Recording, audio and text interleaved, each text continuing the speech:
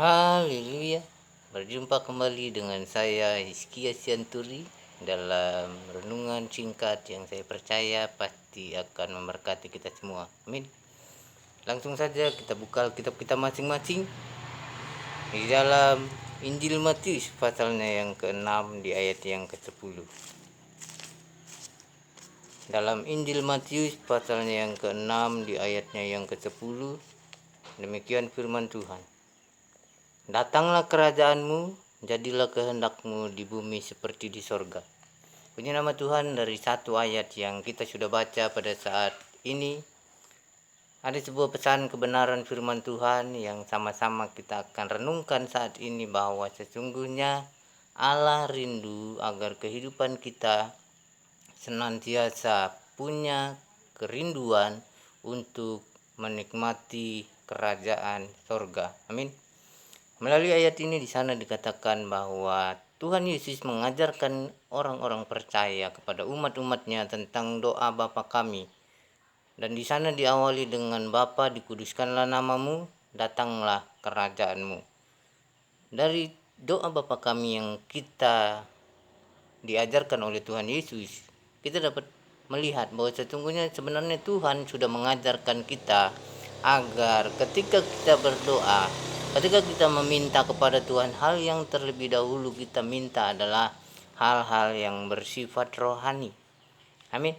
Bukan hal-hal yang bersifat jasmani atau lahiriah, tapi hal-hal yang bersifat jasmani. Karena di sana diawali dengan Bapa, dikuduskanlah namamu, datanglah kerajaanmu. Bukan dikatakan minta dahulu cukupkanlah makanan kami pada hari ini yang secukupnya, tapi di sana diawali dengan dikuduskanlah namamu dan datanglah kerajaanmu. Ini berbicara tentang bahwa sesungguhnya Allah ingin agar kita lebih mengutamakan hal-hal yang bersifat rohani di atas hal-hal yang bersifat jasmani. Amin. Dan melalui ayat-ayat kebenaran firman Tuhan ini, saya akan mengajak kita untuk merenungkan tentang kebenaran firman Tuhan, di mana saya akan beri tema pulang ke rumah Bapa. Berbicara tentang pulang ke rumah Bapa atau ke kerajaan sorga, ke kerajaan Allah, kita harus mengerti tentang prinsip-prinsip kerajaan sorga yang dimaksud melalui ayat ini. Karena Tuhan mengingatkan kita supaya ketika kita berdoa kepada Tuhan melalui doa Bapa kami, kita senantiasa diingatkan agar kita merindukan hal-hal rohani itu, merindukan kerajaan itu datang. Karena saat ini memang kerajaan Allah itu belum datang, tapi ada nanti saatnya kerajaan Allah itu akan datang. Dan prinsipnya adalah ditandai dengan kedatangan Tuhan Yesus yang kedua kali. Amin. Prinsip kerajaan surga akan datang yaitu ditandai dengan kedatangan Tuhan Yesus Kristus yang kedua kali. Kalau kita baca dalam Matius pasal yang ke-24, di sana dikatakan begini. Matius pasal yang ke-24 mulai dari ayat yang ke-32 sampai ayat yang ke-33 dan lanjut di ayat yang ke-37 sampai ayat 39. Di sana dikatakan begini. Matius pasal yang ke-24 ayat yang ke-32. Tariklah pelajaran dari perumpamaan tentang pohon ara. Apabila ranting-rantingnya melembut dan mulai bertunas, kamu tahu bahwa musim panas sudah dekat. Demikian juga jika kamu melihat semuanya ini, ketahuilah bahwa waktunya sudah dekat, sudah di ambang pintu. Ayat ke-37. Sebab sebagaimana halnya pada zaman Nuh, demikian pula halnya kelak pada kedatangan Anak Manusia. Sebab sebagaimana mereka pada zaman Nuh, sebelum air bah itu makan dan minum, kawin dan mengawinkan, sampai kepada hari Nuh masuk ke dalam bahtera, dan mereka tidak tahu akan sesuatu sebelum air bah itu datang dan melenyapkan mereka semua. Demikian pula lah halnya kelak pada kedatangan Anak Manusia. Nah, di sini kita melihat bahwa prinsip kedatangan kerajaan Allah itu ditandai dengan kedatangan Tuhan Yesus yang kedua kali. Amin. Tuhan Yesus bukan saja pernah lahir, bukan saja pernah mati, bangkit, naik ke surga, tapi juga akan datang kembali ke dunia ini untuk menyatakan seperti apa sih sebenarnya kerajaan Allah yang sesungguhnya itu. Amin. Ini yang harus kita sadari tentang kerajaan Allah atau kerajaan sorga itu sendiri, prinsipnya. Dan melalui ayat-ayat ini kita diingatkan bahwa sesungguhnya kita harus menarik pelajaran dari pohon ara. Kalau dikatakan ranting-rantingnya mulai melembut dan mulai bertunas, maka itu tandanya musim panas sudah dekat. Dan kalau kita melihat tanda-tanda yang dituliskan Alkitab tentang apa yang harus terjadi sebelum kedatangan Tuhan Yesus Kristus, maka dikatakan juga waktunya sudah dekat, sudah di ambang pintu. Amin. Sudah di ambang pintu. Dan itu harus kita sadari, harus kita akui di hari-hari ini memang seperti itu. Dan saat ini kita mau melihat seperti apa sebenarnya orang-orang yang punya kerinduan untuk pulang ke rumah Bapa, yang merindukan untuk melihat kedatangan kerajaan Allah itu benar-benar terjadi. Yang pertama, ditandai dengan kesadaran bahwa murka Allah mengintai orang-orang yang tidak punya kerinduan untuk pulang ke rumah Bapa, dan murka Allah itu ditujukan kepada orang-orang yang bersifat duniawi. Kalau kita baca dalam Yeremia pasal yang ke-31, coba kita baca. Yeremia pasal yang ke-31, kita akan baca di ayatnya yang ke-24. Di sana dikatakan demikian. Yeremia pasal yang ke-31 di ayat yang ke-24, murka Tuhan yang menyala-nyala itu tidak akan surut sampai ia telah melaksanakan dan mewujudkan apa yang dirancangnya dalam hatinya. Pada hari-hari yang terakhir kamu akan mengerti hal itu. Nah, di sini kita diingatkan tentang adanya murka Allah. Dan kalau kita hubungkan dengan kedatangan kerajaan Allah, kedatangan Yesus untuk yang kedua kali, kita akan melihat seperti yang dikatakan di bagian akhir di sana. Pada hari-hari yang terakhir kamu akan mengerti hal itu. Mengerti apa? Mengerti bahwa murka Tuhan harus diselesaikan, murka Tuhan harus dilampiaskan, murka Tuhan harus terjadi. Dan dikatakan pada hari-hari yang terakhir kamu akan semakin mengerti hal itu. Karena apa? Kalau kita baca dalam kitab Wahyu, nubuatan-nubuatan menjelang Yesus Kristus datang kembali kedua kali, di sana dikatakan ada 7 meterai yang dibukakan, dan ada juga selanjutnya 7 sangkakala dari malaikat yang harus berbunyi, dan 7 cawan murka Allah yang terakhir. Di sana kalau kita baca ada begitu banyak murka-murka Allah yang harus dilampiaskan. Dan firman Allah tadi sudah mengatakan dalam Yeremia 31 ayat yang ke-24, Yeremia pasal 30 ayat yang ke-24, di sana dikatakan bahwa pada hari-hari terakhir kita akan mengerti bahwa murka Tuhan memang harus dilampiaskan, harus diwujudkan, kata firman Allah. Ini dan berbicara tentang kehidupan kita di hari-hari ini, harus kita sadari bahwa kita sedang berada pada masa-masa menjelang kedatangan Yesus Kristus untuk yang kedua kali. Kalau seseorang yang pernah menerima pendidikan, entah itu di sekolah Alkitab atau di sekolah teologi, mungkin pernah diajarkan tentang yang namanya petasaman. Dan dalam petasaman itu ada digambarkan bagaimana kehidupan manusia yang berdasarkan dalam Yesaya pasal yang ke-46 ayat yang ke-10. Di sana dikatakan begini. Yesaya pasal yang ke-46 ayatnya yang ke-10. Firman Tuhan berkata bahwa yang memberitahukan dari mulanya hal yang kemudian dan dari zaman purbakala apa yang belum terlaksana, yang berkata keputusanku akan sampai dan segala kehendakku akan kulaksanakan. Ini berbicara tentang Tuhan. Tuhan yang memberitahukan dari mulanya hal yang kemudian, hal yang akan terjadi diberitahukan sejak semula, dan dari zaman purbakala apa yang belum terlaksana Tuhan beritahukan sejak zaman purbakala apa yang kemudian akan terjadi. Dan itu memang dibuktikan karena Allah memakai banyak orang-orang percaya, hamba-hambanya, untuk menubuatkan sesuatu yang nantinya harus terjadi di masa depan.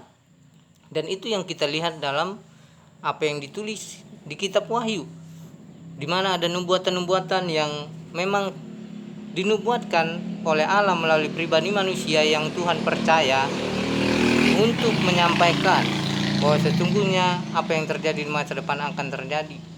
Dan melalui pelajaran petasaman itu juga diajarkan bahwa kehidupan manusia kita di dunia ini itu panjangnya atau lamanya dikaitkan dengan proses penciptaan, hari-hari penciptaan. Kalau kita membaca tentang hari-hari penciptaan, di sana kita mengenal ada 7 hari penciptaan, ya kan? Ada 7 hari penciptaan, 6 hari penciptaan, di mana ujungnya adalah penciptaan manusia di hari yang ke-6, dan di hari yang ke-7 Allah berhenti atau kita kenal dengan sabatnya Tuhan. Dan itu dikaitkan juga dengan nubuatan dalam Mazmur pasal yang ke-90 ayatnya yang keempat. Kalau kita baca Mazmur pasal yang ke-90 ayat yang keempat, dikatakan oleh firman Allah begini. Mazmur 90 ayatnya yang keempat. Sebab di matamu, di mata Tuhan, 1000 tahun sama seperti hari kemarin apabila berlalu, atau seperti suatu giliran jaga di waktu malam. Nah, dikaitkan dengan satu hari sama seperti 1000 tahun di hadapan Tuhan. Jadi artinya kalau 7 hari itu berbicara tentang kali 1000 tahun, ada 7000 tahun masa yang akan dilewati oleh manusia dalam kehidupannya di bumi ini. Dan itu juga dipertegas lagi dalam 2 Petrus. Kalau kita baca dalam surat Rasul Petrus, juga di sana Rasul Petrus pernah mengatakan seperti ini. Dalam 2 Petrus pasalnya yang ketiga ayatnya yang ke-8, di sana dikatakan, akan tetapi saudara-saudaraku yang kekasih, yang satu ini tidak boleh kamu lupakan, yaitu bahwa di hadapan Tuhan satu hari sama seperti 1000 tahun, dan 1000 tahun sama seperti satu hari. Dan berdasarkan ayat-ayat ini, dalam pelajaran petasaman itu maka dinubuatkan kehidupan manusia ini ada sekitar 7 hari dikali 1000 tahun, yaitu 7000 tahun, di mana satu harinya itu adalah khusus 1000 tahun sebagai perhentian Tuhan yang nanti akan dikenal dengan namanya kerajaan 1000 tahun.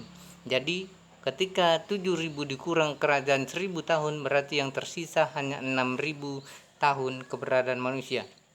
Dan saya coba menghitung tentang berapa banyak sih sebenarnya tahun-tahun yang sudah dilewati oleh manusia dari zaman sebelum Masehi sampai zaman Masehi ini. Kalau zaman Masehi sudah sangat jelas ya, tidak bisa diganggu gugat, jumlahnya 2021 sampai hari ini yang kita jalani.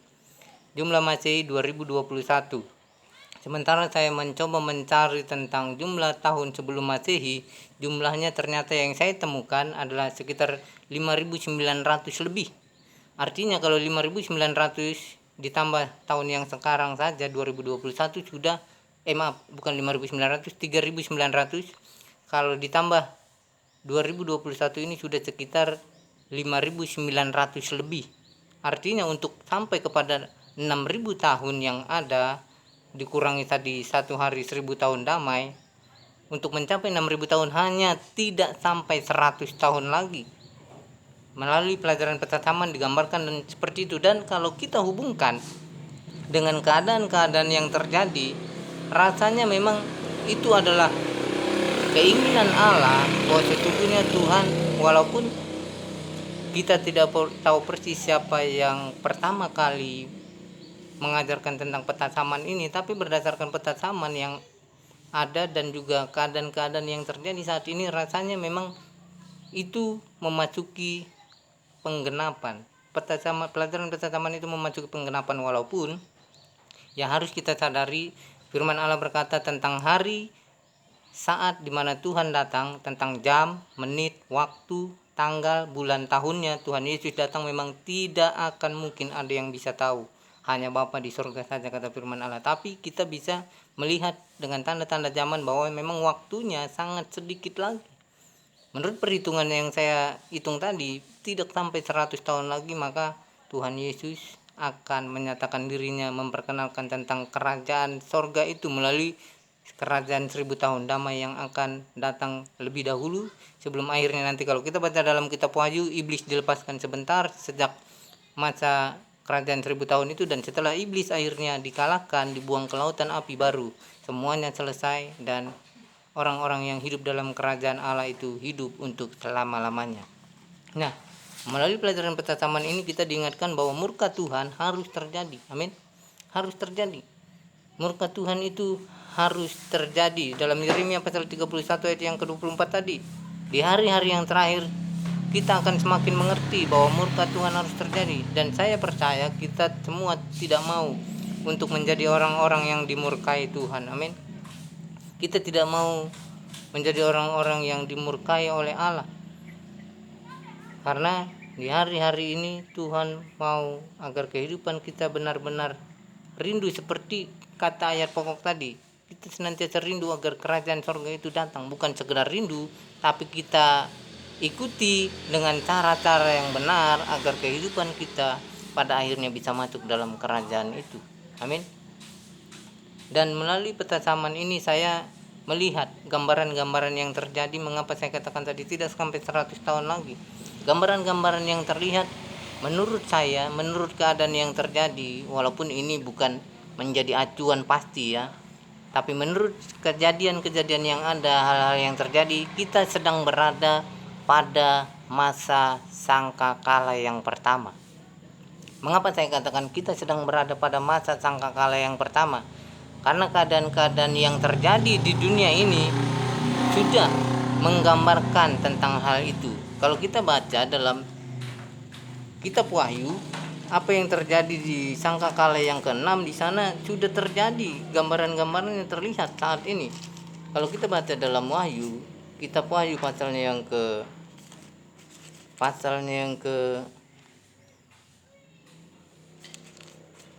Wahyu pasal yang ke-6, Wahyu pasal yang ke-6 di ayatnya yang ke-12 mulai. Di sana dikatakan demikian dalam kitab Wahyu pasal yang ke-6 ayat yang ke-12, maka aku melihat ketika anak domba itu membuka meterai yang ke-6, sesungguhnya terjadilah gempa bumi yang dahsyat, dan matahari menjadi hitam bagaikan karung rambut, dan bulan menjadi merah seluruhnya bagaikan darah, dan bintang-bintang di langit berjatuhan ke atas bumi bagaikan pohon ara menggugurkan buah-buahnya yang mentah apabila ia digoncang angin yang kencang. Maka menyusutlah langit bagaikan gulungan kitab yang digulung, dan tergeserlah gunung-gunung dan pulau-pulau dari tempatnya. Ini gambaran-gambaran itu sudah terjadi. Kita melihat di sana dikatakan ketika anak domba itu membuka meterai yang ke-6, terjadi gempa bumi yang dahsyat. Dan kalau kita melihat sejarah, kalau kita mencari tahu, kalau kita membuka internet tentang daftar-daftar dokumentasi sejarah yang pernah terjadi gempa bumi yang hebat, yang dahsyat, kita melihat di tahun 1900-an itu banyak sekali sampai tahun 2000-an. Mulai dari tahun 1960 yang tercatat sampai saat ini sebagai gempa bumi yang magnitudonya tertinggi dengan skala Richter 9,6 kurang lebih. Melalui dokumentasi sejarah manusia di sana dikatakan bahwa terjadi gempa bumi di Chili, dan selanjutnya disertai yang lain-lain. Ada gempa bumi di Aceh, ada gempa bumi di Jepang, ada gempa bumi di tempat-tempat yang lain yang juga diikuti oleh tsunami. Berdasarkan sejarah yang terjadi dan data-data fakta yang memang terjadi, bukan dibuat-buat, memang terjadi. Di sana juga dikatakan matahari menjadi hitam bagaikan karung rambut, dan itu sudah terjadi, sudah pernah terjadi di beberapa tempat di dunia ini. Bulan menjadi merah darah, itu juga sudah terjadi di dunia ini. Bahkan di ayat yang ke-13 di sana dikatakan bintang-bintang di langit berjatuhan ke atas bumi bagaikan pohon ara menggugurkan buah-buahan yang mentah apabila ia digoncang angin yang kencang. Kalau kita melihat ada batu-batu meteor yang sudah masuk ke bumi, bahkan juga ada batu-batu meteor yang jatuh di alam semesta ini yang terlihat dari bumi. Di bulan ini saja, menurut penelitian para ahli yang bekerja mengenal tentang ilmu astronomi, mereka memprediksi akan ada hujan meteor yang terjadi. Dan itu akan terjadi, bahwa bintang-bintang di langit itu berguguran, jatuh. Dan itulah gambaran-gambaran yang sudah terjadi. Bahkan di sana dikatakan juga bahwa maka menyusutlah langit bagaikan gulungan kitab yang digulung, dan tergeserlah gunung-gunung dan pulau-pulau dari tempatnya. Ini yang menyebabkan kalau para ahli bilang perubahan iklim, karena ada pergeseran yang terjadi, lempengan-lempengan bumi yang bergerak, sehingga akhirnya ada pergeseran yang terjadi, gunung-gunung bergeser dari tempatnya. Bahkan di sana dikatakan pulau-pulau juga bergeser dari tempatnya, karena pergeseran itu dikerjakan oleh lempengan-lempengan bumi yang bergerak, sehingga ada perubahan, ada pergeseran yang terjadi, dan itu sudah terjadi. Lempengan-lempengan bumi yang bergeser sampai akhirnya menimbulkan tsunami itu sudah terjadi. Jadi adalah sesuatu hal yang memang sudah sangat jelas. Dan selanjutnya kalau kita baca sangkakala yang pertama, kenapa saya katakan kita bisa saja saat ini sudah ada dalam masa sangkakala yang pertama? Kalau kita baca dalam Wahyu pasal yang ke-8 ayatnya yang ke-7, di sana dikatakan demikian, Wahyu pasal 8 ayat yang ke-7, lalu malaikat yang pertama meniup sangkakalanya, dan terjadilah hujan es dan api bercampur darah, dan semuanya itu dilemparkan ke bumi, maka terbakarlah sepertiga dari bumi dan sepertiga dari pohon-pohon, dan hanguslah seluruh rumput-rumputan hijau. Di Indonesia saja fenomena hujan es sudah terjadi di beberapa tempat beberapa waktu yang lalu, bahkan di Magelang, di Salatiga, di Jambi ada fenomena hujan es yang terjadi. Dan di sini harus saya katakan bahwa hujan es itu berbeda dengan salju. Kalau salju yang dihasilkan hanya kristal-kristal es yang tipis, sementara kalau hujan es yang dihasilkan adalah es yang berbentuk batu atau menggumpal. Dan itulah yang terjadi di Magelang, di Salatiga, di Jambi, bahkan di daerah-daerah lain di dunia ini. Di Mekah saja itu sudah pernah terjadi. Kalau kita coba mencari tahu di internet, di Mekah pun pernah terjadi hujan es yang sebenarnya rasanya tidak mungkin di sana terjadi, tapi ya karena memang harus terjadi. Itu Tuhan yang membuatnya, dan itu terjadi. Hujan es itu terjadi. Saya katakan tadi hujan es beda dengan salju. Kalau salju mungkin di beberapa tempat di belahan dunia ini, di Eropa atau Amerika, itu hal yang biasa, tapi ini bukan salju. Ini hujan es, dimana yang dihasilkan adalah es yang berbentuk batu. Ada yang sebesar kelereng, ada yang sebesar bola golf, bahkan ada yang sebesar telur. Itu masih kecil. Kalau kita melihat nanti, dan memang itu harus terjadi. Kalau saya baca dalam metrai-metrai dan sangkakala serta cawan murka Allah, berapa kali hujan es akan terjadi, ternyata ada 3 kali, dan puncaknya nanti adalah di cawan murka Allah yang terakhir. Kalau kita baca dalam cawan murka Allah yang terakhir dalam Wahyu pasal yang ke-16 di ayatnya yang ke-20, ini berbicara tentang cawan murka Allah yang terakhir atau cawan yang ke-7, malapetaka yang ke-7. Wahyu pasal 16 ayat yang ke-20, di sana dikatakan demikian, dan semua pulau hilang lenyap dan tidak ditemukan lagi gunung-gunung. Ayat 21, dan hujan es besar seberat 100 pon jatuh dari langit menimpa manusia, dan manusia menghujat Allah karena malapetaka hujan es itu, sebab malapetaka itu sangat dahsyat. Hujan es besar seberat 100 pon. Kalau kita coba konversikan, saya mencoba mengkonversikan berapa 100 pon itu dalam kilogram, ternyata kurang lebih 45 kg beratnya. Sama seperti pupuk.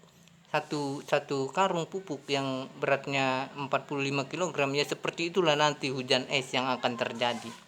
Sekarang masih berbentuk kelereng, berbentuk bola golf, masih berbentuk telur hujan es yang terjadi. Tapi nanti dikatakan firman Allah, dan saya percaya itu harus terjadi, tidak bisa tidak.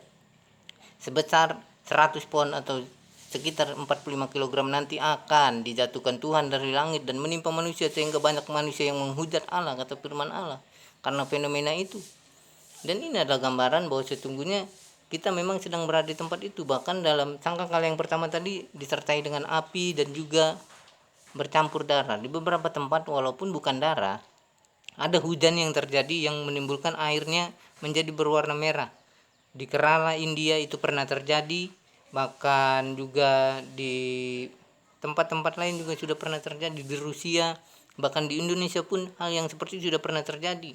Walaupun ya memang dia bukan seperti darah tapi berwarna darah. Tapi saya percaya nanti akan Tuhan lebih nyatakan, dan saya sedang menunggu. Kalau memang kita sedang berada pada masa sangkakala yang pertama, tidak lama lagi harusnya akan terjadi apa yang dikatakan dalam masa sangkakala yang kedua, yaitu di mana akan ada gunung seperti gunung besar yang ditaruh ke dalam laut, sehingga air laut akan sepertiganya akan menjadi seperti darah, berwarna darah. Kalau itu terjadi berarti tidak bisa dipungkiri, tidak bisa disangkal, kita memang sudah benar-benar berada di masa sangkakala yang kedua.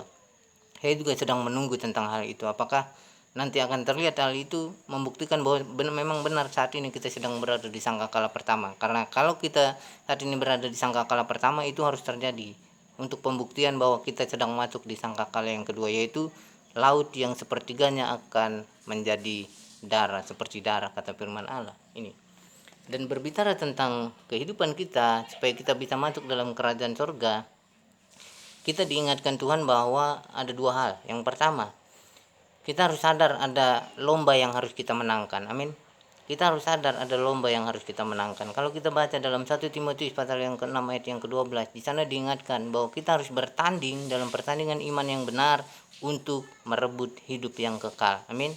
Kita bertanding dalam pertandingan iman untuk merebut hidup yang kekal, bukan untuk merebut mahkota dunia, tidak, atau penghargaan di dunia, tidak, tapi untuk merebut hidup yang kekal. Dalam Ibrani pasal yang ke-12 ayat yang kedua juga di sana dikatakan, marilah kita berlomba dalam perlombaan yang diwajibkan bagi kita, yaitu pertandingan iman itu tadi, perlombaan yang diwajibkan. Dan berbicara tentang kita harus sadar ada lomba yang harus dimenangkan, maka kita harus ingat prinsip untuk menjadi pemenang dalam Tuhan, untuk merebut hidup yang kekal. Ini bukan untuk merebut kemenangan secara dunia ya, tapi merebut hidup yang kekal. Prinsip kemenangannya, prinsip seorang pemenang adalah menang atas tiga hal. Yang pertama iblis, yang kedua menang atas dosa, yang ketiga menang atas maut. Dan kalau seseorang menang atas iblis, atas dosa, atas maut, maka benar-benar dia adalah seorang pemenang yang layak untuk merebut atau menikmati hidup yang kekal itu sebagai upah dari kemenangannya. Ini kita harus sadar kita ada dalam perlombaan itu, dan untuk itu supaya kita bisa mengalahkan iblis, mengalahkan dosa, mengalahkan maut, kita diingatkan oleh Tuhan untuk memiliki kehidupan dalam pertobatan yang terus disempurnakan dalam Kristus, yang pedomannya adalah firman Allah. Amin. Ketika Tuhan Yesus ada di muka bumi, dia mengingatkan, sekalipun dia menyampaikan berita kabar baik, berita Injil tentang kasih karunia Allah, tapi bukan berarti kasih karunia Allah itu diberikan cuma-cuma saja terus manusianya hanya ongkang-ongkang kaki, santai-santai di rumah, tidur-tiduran, tidak melakukan apa-apa, tidak.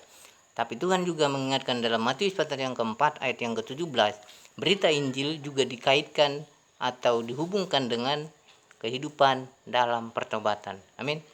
Karena di sana dikatakan Tuhan Yesus berkata, sejak waktu itu Tuhan Yesus mengingatkan, bertobatlah sebab kerajaan Allah sudah dekat.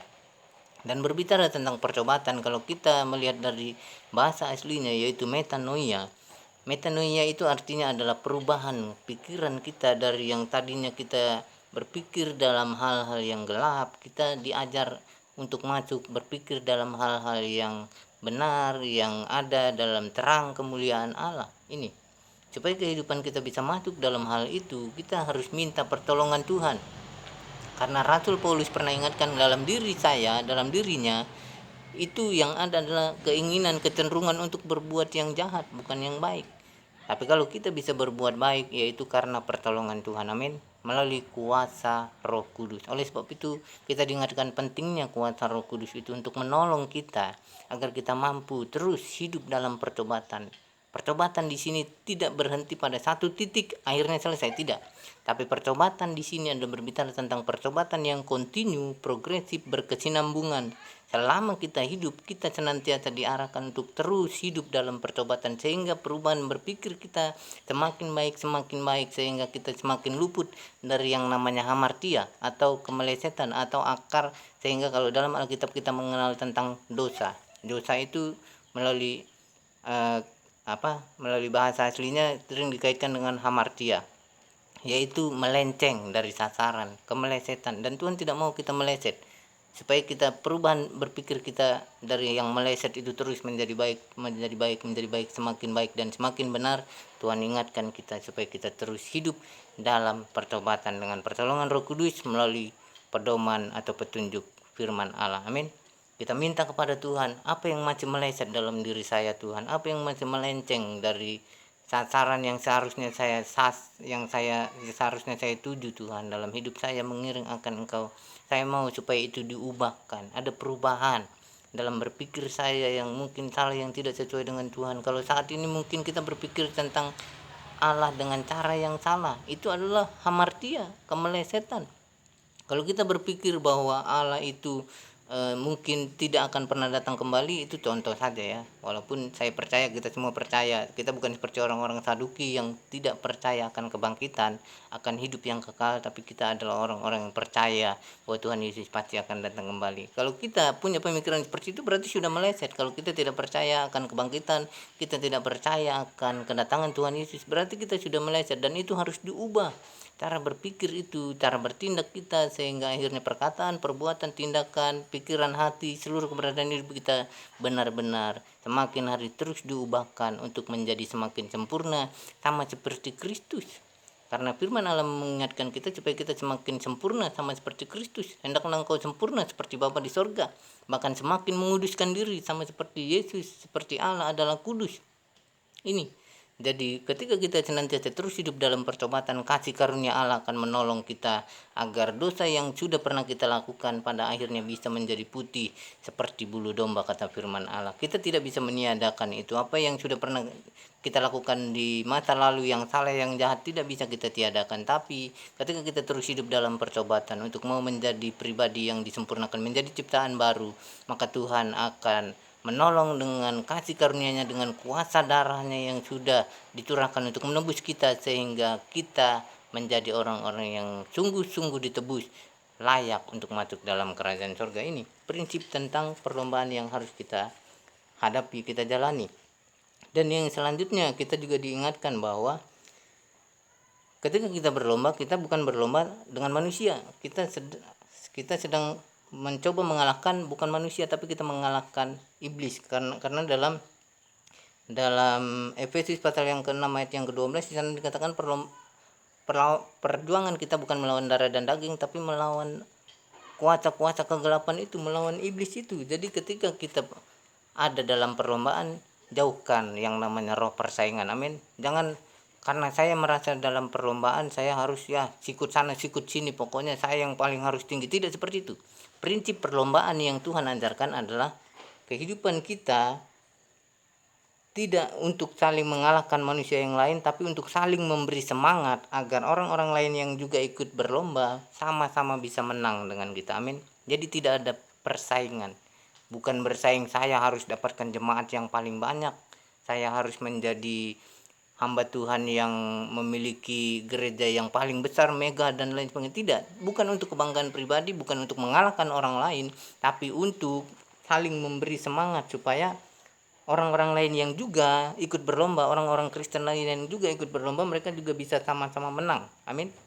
Bisa sama-sama menang. Ini prinsipnya.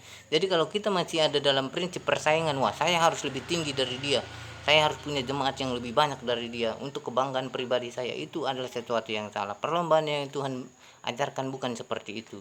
Perlombaan yang Tuhan ajarkan adalah kita memang harus berlomba, berjuang untuk menang, tapi juga kita memberikan semangat kepada orang-orang lain yang ikut berlomba. Karena perlombaan itu ditujukan kepada semua orang percaya, kepada semua orang Kristen, siapapun dia ada dalam perlombaan itu, sehingga kita juga memberikan semangat kepada mereka. Bagaimana caranya? Dengan kita mengabarkan Injil, dengan kita mendoakan mereka. Karena mengabarkan Injil juga adalah prinsip bahwa kehidupan kita benar-benar sedang dalam perlombaan itu. Kalau kita baca dalam Matius pasal yang ke-28 ayat yang ke-19 sampai ayat yang ke-20, sebelum Tuhan Yesus naik ke sorga, dia berpesan kepada murid-muridnya, dan juga untuk kita yang ada saat ini, yang hidup pada saat zaman ini, Tuhan mengingatkan kita, beritakanlah Injil, kabarkanlah itu sampai seluruh dunia. Karena prinsip kedatangan kerajaan surga, kita harus ingat juga bahwa kerajaan surga itu tidak akan datang kalau Injil kerajaan surga belum diberitakan di mana-mana. Matius pasal 24 ayat yang ke-14 berkata begitu. Injil kerajaan surga harus diberitakan dulu di mana-mana, baru tiba kesudahannya, kata firman Allah. Jadi artinya kalau kita rindu seperti tadi ayat pokok kita, datanglah kerajaan, kita rindu supaya kerajaan Tuhan datang, kita juga harus mau mengabarkan Injil kasih karunia Allah kepada orang-orang lain, memberi mereka semangat agar mereka juga mau masuk dalam perlombaan itu, dan mereka juga mau menang, berjuang untuk menang dalam perlombaan itu. Bukan saling menyikut, saling menjatuhkan satu dengan lain, saling bersaing, saya yang harus paling tinggi, saya yang harus paling hebat di atas. Tidak seperti itu. Karena Tuhan mau supaya kita sama-sama bisa menang dalam perlombaan. Amin. Dan selanjutnya yang terakhir, Tuhan ingatkan juga bahwa kita harus sadar ketika kita mau masuk dalam kerajaan Allah, kita juga harus meneladani Yesus Kristus dengan penderitaannya. Amin. Kalau kita baca dalam Roma pasal yang ke-8 ayat yang ke-17, di sana dikatakan kalau kita mau dipermuliakan bersama-sama dengan Allah, kita juga harus siap menderita bersama-sama dengan Dia. Nah, dalam hidup kita sebelum kita sampai kepada kerajaan itu, sebelum kerajaan itu datang dan kita akhirnya layak masuk ke sana, firman Allah berkata juga bahwa tadi seperti yang sudah disampaikan, kita harus hidup dalam pertobatan, kita harus berada dalam perlombaan pertandingan iman yang benar. Dan ketika kita ada dalam posisi itu, seringkali kita harus menderita. Amin. Ketika kita memberitakan Injil, contohnya mungkin ada kalanya tidak diterima oleh banyak orang, ada kalanya justru kita diludahi, dicaci maki, kita diasingkan dan lain sebagainya, harus menderita. Dan memang gambaran kalau orang mau hidup benar, dia pasti akan menderita. Karena ketika dia berada dalam lingkungan yang tidak benar, atau dalam arti kata tidak sesuai dengan kebenaran firman Tuhan, tidak sesuai dengan kehendak Allah, pasti jiwanya menderita. Seperti dikatakan tentang kehidupan Lot. Ketika Lot ada, kalau kita baca dalam surat Rasul Petrus, Lot ketika dia berada di lingkungan orang benar, sebelum Sodom dan Gomora itu dimusnahkan oleh Tuhan, dia menderita, jiwanya itu menderita karena keinginannya untuk bertindak benar itu berada di lingkungan yang tidak seperti itu. Yang dia lihat hanya kejahatan, yang dia lihat hanya sesuatu yang tidak berkenan kepada Tuhan, yang dia dengar adalah hal-hal yang tidak memuliakan Tuhan, sehingga jiwanya menderita. Dan kita juga akan mengalami hal yang sama seperti itu. Tapi percaya saja, kalau kita mau mengambil bagian dalam penderitaan, meneladani Kristus, firman Tuhan tidak pernah salah. Tuhan berkata melalui firman Allah, penderitaan ringan yang kita alami karena Kristus tidak akan sebanding dengan kemuliaan yang pada akhirnya kita akan terima bersama-sama dengan Tuhan pada akhirnya dalam kerajaan surga itu. Amin. Jadi itu sebabnya kebenaran firman Tuhan mengajarkan kita, saat ini, suka atau tidak suka, kita sedang menghadapi hari-hari terakhir kehidupan manusia.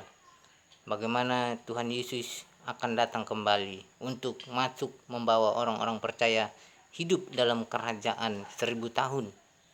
Dan setelah itu, iblis akan diberikan waktu sebentar untuk berperang, dan ketika dia dikalahkan, dilemparkan ke lautan api menyusul binatang dan nabi palsu yang sudah lebih dulu masuk ke dalam lautan api sebelum masa kerajaan 1000 tahun. Di sana dikatakan bahwa sesungguhnya Tuhan mau agar kehidupan kita senantiasa punya kerinduan itu untuk terus pulang ke rumah Bapa. Amin. Oleh sebab itu, biarlah kita sadar ada murka Tuhan, ada perlombaan yang harus kita lakukan, dan ada penderitaan yang harus kita alami.